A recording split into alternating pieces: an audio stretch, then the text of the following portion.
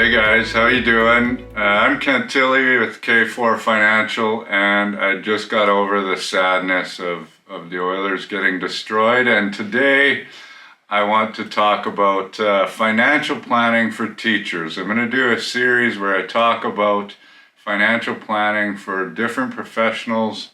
I've got a rotten apple on my desk. And the reason why I chose teachers first is because other than my profession, there's no other profession that I know more about than that of the teaching profession, because my wife is a high school teacher, and it's a profession that I respect a ton. I now know how much harder you guys work than I thought you did when I was in school, and I was like, man, these lazy bums just do what they do and get the summers off. I also know that summer's right around the corner, so you're going to be in a really good mood. So congratulations for slogging through another pandemic year. Let's get into the planning. And for teachers, it's really honestly pretty easy. Financial planning for teachers is very easy because almost everything is built right into your profession, which makes it, not complicated at all, unless sometimes it comes in, maybe you have a spouse that has more complex issues, or you have a spouse that isn't working or something like that. And I can't really talk about that because there's too many scenarios that could change that. So I'll touch on them a little bit, but I'm mostly just going to talk about a regular teacher and a spouse that makes more or less than them, and not get into too many details. And at the end of this video, I'm going to go over my wife's pension plan. I'm actually going to go over the numbers. I'm going to explain what each thing means so you can understand your pension statement each year when it comes. However, she is a teacher in Alberta, so your pension statements are going to look different in each province, but all of the things sort of mean the same things. So in financial planning, there are 6 different areas that we need to talk about. And so in order that I'm going to do this video in is cash flow management, tax planning, retirement planning, risk management, asset management, and estate planning. And so I'll just go in that order. It's not like one is more important than the other, but for this video, that's what I'm going to do. If you haven't already, please like and subscribe to the channel. If you want us to take a look at your personal financial planning needs, we would be more than happy to do that. You can email us anytime at info@k4financial.ca. So cash flow management. Generally speaking, you guys are sort of set. And I say that sort of with a grain of salt because you make pretty good income.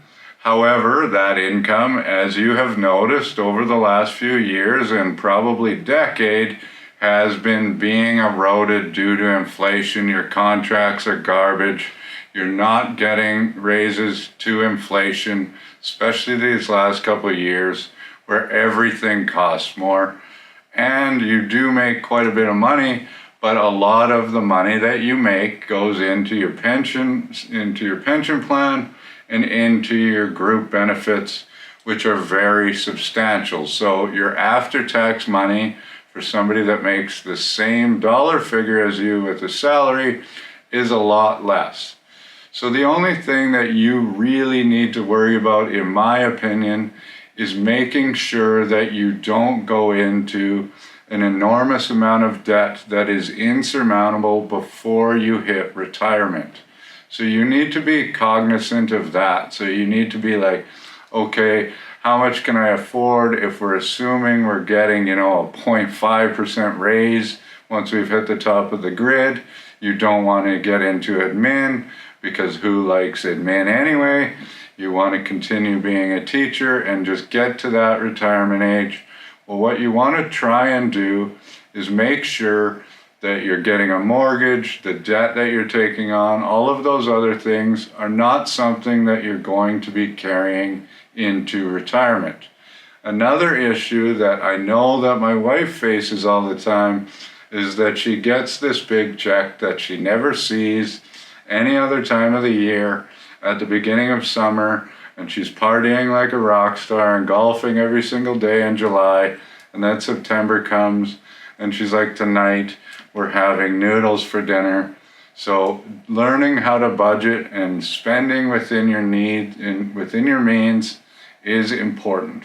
Other than that, you have a very stable income. If you're going to stay in the career, if that's what you're going to do, then you're going to be fine. You're going to be making decent money. And at the end of the day, I say this all the time. I say teachers are actually quite a bit better off than a lot of people in other professions that make quite a bit more money than them, because you're forced to do things that other people are not going to do on their own.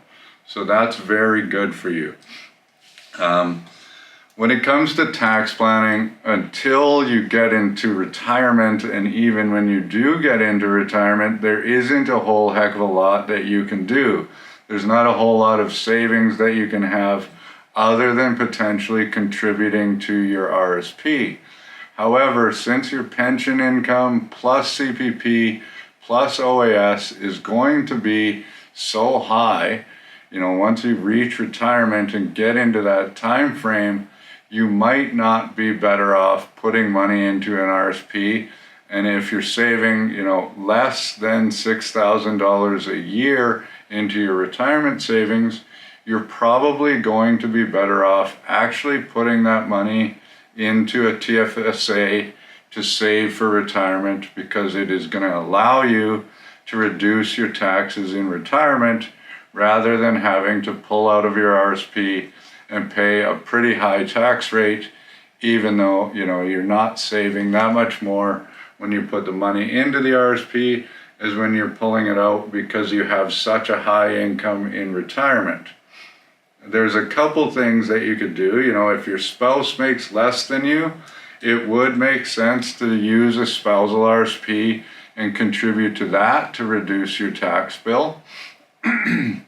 And another thing that I thought about is say, okay, well, you could delay taking OAS from 65 until 70 years old and actually start depleting some of your RSP during the 65 to 70-year-old range. And that way you could get it out, pay a little bit less tax, and get an OAS enhancement. I believe that you're going to have to take CPP at 65 regardless, so you can't really make that choice. As far as retirement planning is concerned, I'm not even sure what I talked about with retirement planning, because, it's sort of the same thing as the tax planning. You are basically set for retirement because of how much you're contributing to your pension plan.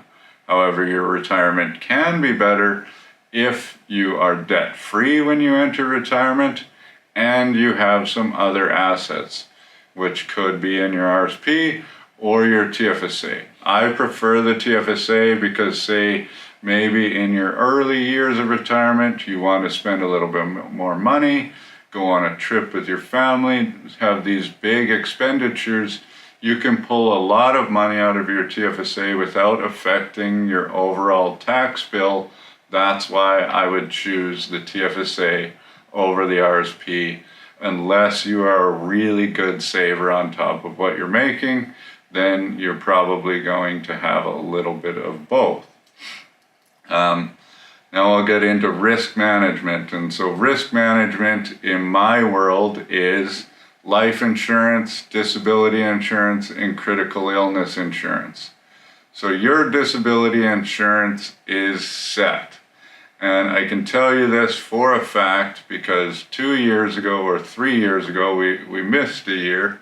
My wife broke her neck, and I looked, and we were worried that she might not ever be able to walk again. We were worried about a whole bunch of other things, but I knew no matter what happened, there was going to be an income coming in until she was 65, and then we were going to get that pension income regardless. So that disability side of things is set. On the life insurance side, it is my personal opinion that it might be a little bit low. It's not super low, but you're getting about 2 times your income or 2 times your salary as a life insurance payout to your beneficiary, which is pretty good. In most cases, that is not enough. But on the other side, there is also a pension payout that is going to come to your spouse or minor beneficiaries, which I'll talk about when I get into the pension statement. So if it's me and I'm thinking about it, I might suggest buying a small term policy if you've got a big mortgage, if you've got, somebody that really depends on your income. It doesn't hurt to maybe pay $20 or $30 to get a small term 10 or term 20 policy just to top that up. And then the other thing that I would consider is probably getting some critical illness insurance. Not a huge policy. You don't need one because you have a great disability policy that is going to pay if you cannot work. However, that being said, there is a chance that you might get diagnosed with a critical illness, and having that extra buffer could help. Maybe you've got to make some changes to your home. Maybe you want to spend a little money that you don't have to actually try and go get some treatment elsewhere. So I might, add in, 50,000 or so of critical illness insurance just to say, okay, if something does happen, then this is going to pay us out, and we're going to have that lump sum of cash to actually help for that short term, and then we'll use disability to live moving forward.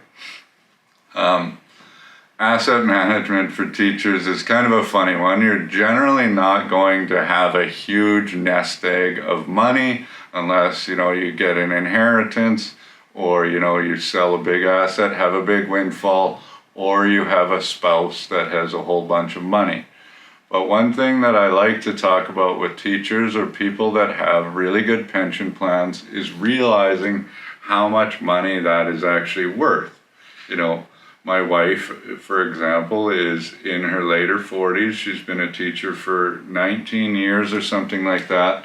And if I look at her pension statement, her pension on paper is basically equivalent to somewhere around a $600,000 or $700,000 RRSP, which is in a very safe, conservative investment that is going to pay out basically regardless.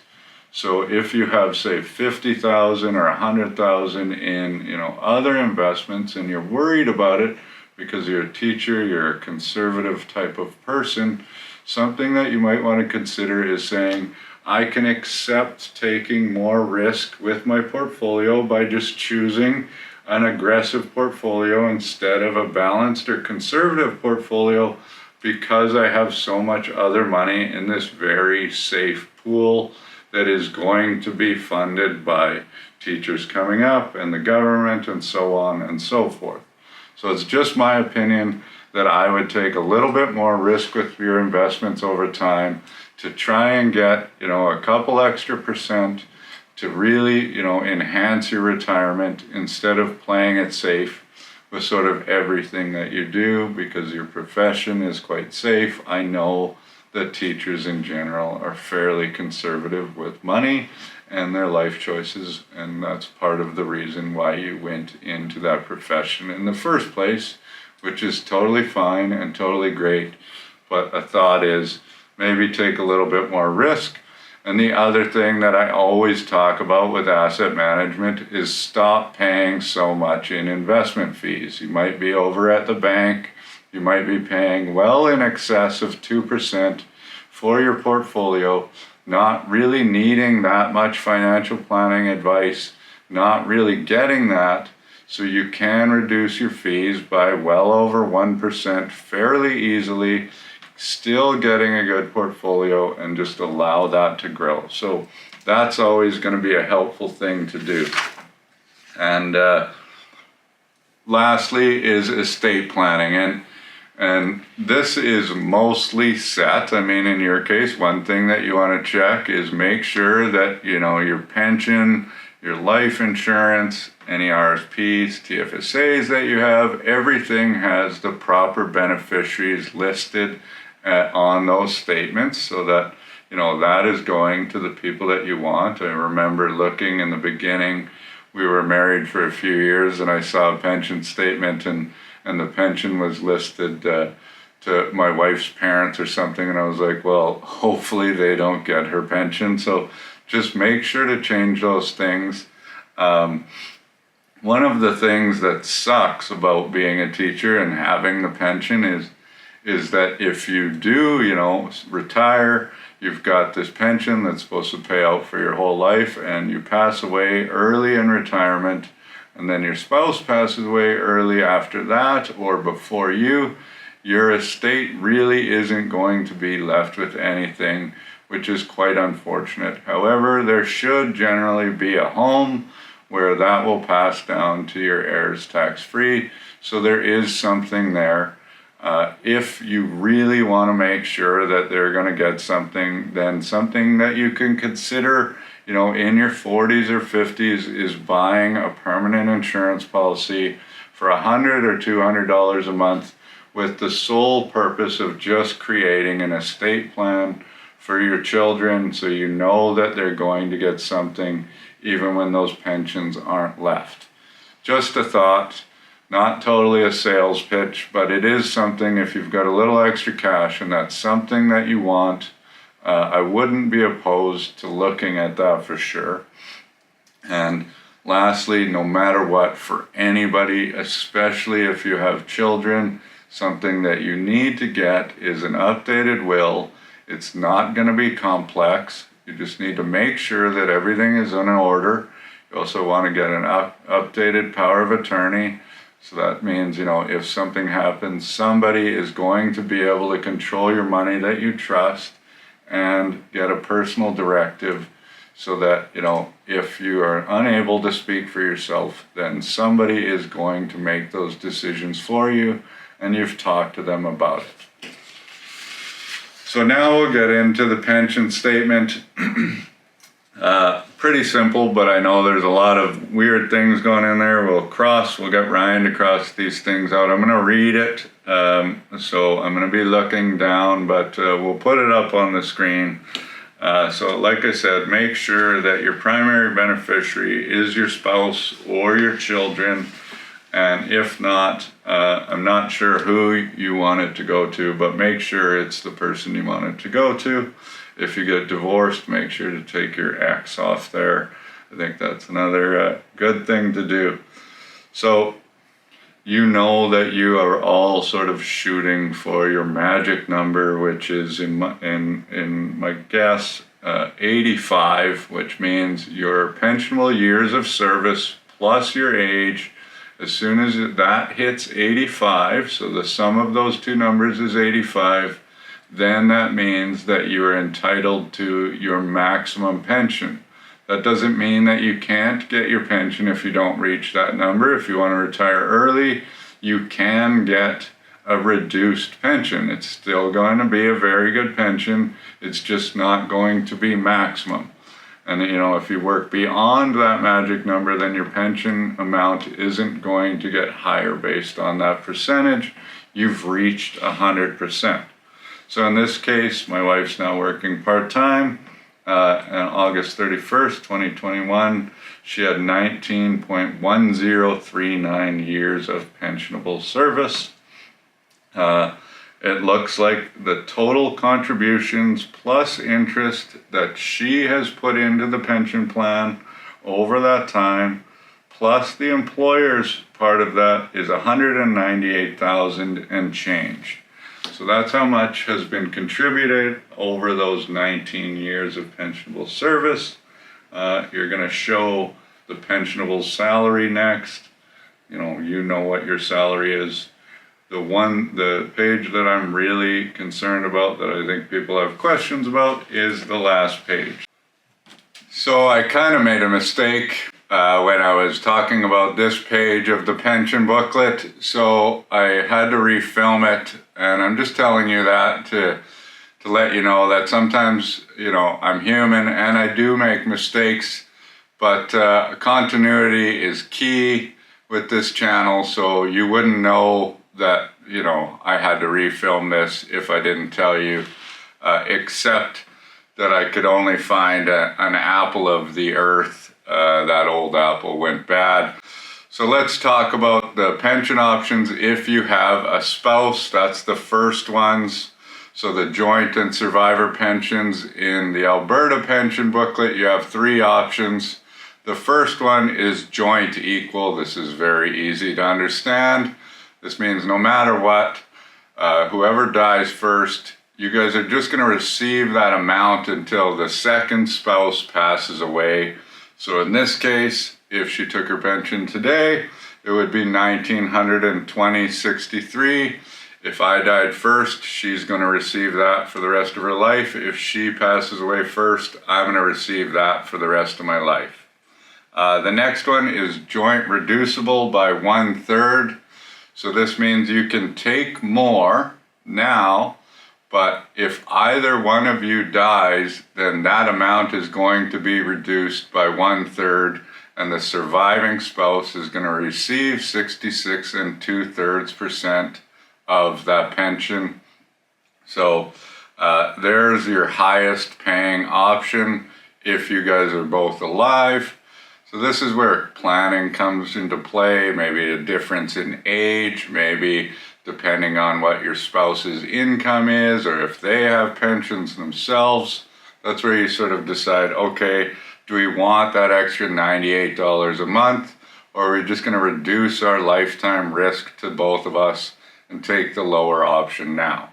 The third option is joint 160, which says if the nominee, which would be me in this case, passes away first, then my wife is going to continue to get 100%. But if she passes away, then I am going to receive 60% for the rest of my life. So, let's say you're a teacher and your husband or wife is quite a bit older than you, for example, then you generally might want to take that option because the likelihood of them passing away before you is quite a bit higher. So you can say, well, I'm still going to receive that 100%, plus it's an extra $87, $88 a month. So it kind of comes down to age and what the other spouse has. There's no right or wrong answer when it comes to these things. In most cases, it's just like, what do you guys think? We're weighing the pros and cons of each option. If you do not have a spouse, that's where you get into the single life pensions. These do not matter if you're in, a marriage or common law. You don't even have to look at these single life pensions. And basically, you've got the single life with no guarantees, or single life with different guarantees, in this case 5, 10, and 15-year guarantees. And you can see that the amount that gets paid out is a little lower the longer the guarantee is. Because what happens is, let's say, we weren't married, and my wife decided to take the single life with no guarantee. Well, what's going to happen? She's going to receive that amount, $21.56.27, for the rest of her life. But the day that she passes away, that completely stops. However, if she chooses a guarantee, so let's say she chooses the 5-year guarantee. My wife takes the 5-year guarantee, retires, starts taking $2,154.36 a month. 1 month in, she passes away. Well, that 5-year guarantee is going to guarantee that money is going to be paid out for the next 59 months. So it's not 5 years after she passes away, it's 5 years from the start of the time that she takes her pension. So if you've got, underage kids or kids that you want to receive your pension, if, you think you're going to pass away, you're maybe sick or something, you take the 15-year guarantee and they will get paid that amount for the remainder of their life.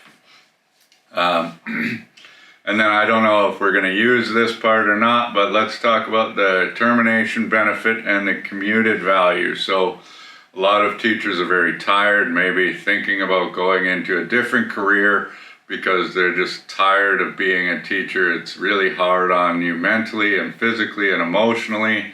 And you say, I want to do something else. I want to work at Starbucks, so I'm going to retire today. And this is where I talk about you guys having a lot of money in an RSP. Your pension is basically a large, safe RSP, which would allow you to invest your other money that you're seeing fluctuate a lot in a more aggressive manner, because you know that you have this big account, even though you can't actually see the true value of it, because all you know is that it's going to pay you, $2,000 or $3,000 or $4,000 a month for the remainder of your life. But if you had that equivalent investment, it would be worth a crazy amount of money. And that's where we see this. So if my wife quit her job today, then what would happen is she would have the choice to keep the money in the pension plan and get paid this $1,920 once she reaches retirement age for the remainder of our lives, or she can decide to take that money and invest it herself. And this is a very big decision, and you want somebody in your corner if you're trying to make this decision that's actually going to do the math and talk about all the pros and cons of each strategy. Because if you're thinking about coming to a financial advisor and saying, what should I do?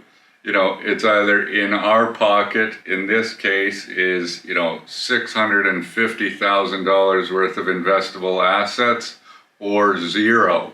So most financial advisors are going to obviously want you to take the commuted value so they can earn some money, but that does not mean that that's in your best interest, especially if you're closer to retirement. If you're younger, usually the math works out more in the favor of investing that money, but then you do, take on some market risk. So in her case, she would have a $290,000 and change payment, which would be a transfer into a LIRA, which is a locked-in retirement account. And basically that is saying, okay, you can't touch this money. This is like an RSP, but you can't add to it. You can't take out of it until you reach retirement age. And then it's going to create a lifetime income for you for the rest of your life. And then the remainder of that, because you're overfunding your pension in the early years, so there's a whole bunch of cash value in there. So she's got $343,000 in cash value there. So she would have to take all of that money as cash. And that means that that is 100% taxable, like she made $343,000 in that year. So if you are thinking about maybe, quitting as a teacher, in your mind, you would be like, okay, well, September is going to be the end, because I'm just not going to start that new school year. But in that case, you've made half of your income in the first half of the year, say $50,000 plus this $343. Now you've made $390,000 in taxable income. You're going to get just absolutely hammered by the CRA on this. So if you're making that choice, your best bet from a tax perspective would be to quit in January. So you say, okay, I'm done. Christmas is my last day. I'm taking that break and I'm out of here. Then you're going to pay that tax. Sometimes you have the option, if you have RSP room, to transfer some of that into your RSP. So say you had $100,000 worth of RSP room, you could take $100,000 and move it in. Now you only have $243 of taxable income, reducing your average tax rate, and then you decide how to invest the rest. What you do not want to do if you're going to choose the commuted value is take all of that money and blow it and not invest it. And I don't mean, invest it in the stock market necessarily, but, maybe invest it in a new business, something that is going to create that income. If you're going to spend that and waste that money, then you would have 100% been better off in the future by keeping it within the pension plan. And then I talked about the insurance with the pension plan, because there is some insurance built into all of this money that you put into it. So the last thing is the death benefit before you start your pension. So if you have a spouse, if my wife passed away today, then I would just get that pension payment for as long as it lasts. So, I'm just going to get her pension payment. So that means, I have an income of, say, $2,000 a month for the remainder of my life. Therefore, I probably don't need her to have as much life insurance as she does have. If you have a minor child and no spouse, a payment of $396,891 is going to be made to that trustee to hold for the minor child or children. They can use that money to spend to help that child actually survive in the future and have a lifestyle that they should be accustomed to, but nobody actually has full control to blow that money. They're the trustee of this money for your child. You would want to name somebody as the trustee of this that you trust. It's right there in the word, trustee, probably the guardians of your children. And if you do not have a minor child, then it's going to be less. $198,445 is going to go to your designated beneficiary or estate that isn't a minor. Now they have this actual money. All of that money is going to be taxable. So life insurance is tax-free, but this $396, $198, or that pension income coming in for the surviving spouse is all 100% taxable. And then we'll go back to the other thing, because I'm not sure how I finished it, but sorry about that mistake, but it happens. It was just a really bad way. I know that was a lot. I hope you learned something. I hope you guys, got through the year okay and are doing all right. I know it's been tough on everyone, and it's tough in the classroom, and I hope you enjoy a well-deserved summer off and have a great next year. Thanks for doing what you guys do, and we'll see you soon.